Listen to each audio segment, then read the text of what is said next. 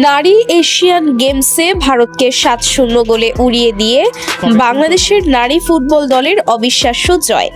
Asian নারী গেমসের মঞ্চে বাংলাদেশ নারী ফুটবল দলের এক অবিশ্বাস্য এবং ঐতিহাসিক জয় উদযাপিত হয়েছে।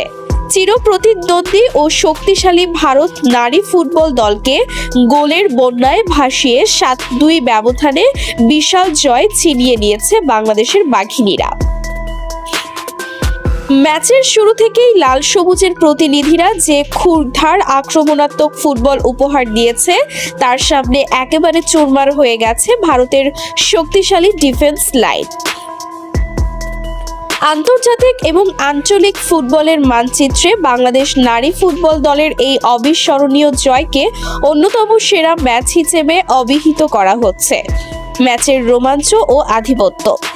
ম্যাচ শুরুর বাঁশি বাজার পর থেকেই ভারতের ওপর প্রবল চাপ সৃষ্টি করে খেলেছে বাংলাদেশের নারীরা। আক্রমণাত্মক লাইন আপ এবং চমৎকার পাসিং ফুটবলে প্রথমার্ধেই চালকের আসনে বসে পড়ে 4 গোল করে বাংলাদেশ। প্রথমার্ধের ঝড়। ম্যাচের শুরুতেই বাংলাদেশ একের পর এক আক্রমণ শানাতে থাকে। মাঝমাঠে বলের দখল রেখে ভারত ডিফেন্সের ফাঁক ফোকর দিয়ে একাধিকবার বক্সে ঢুকে পড়ে।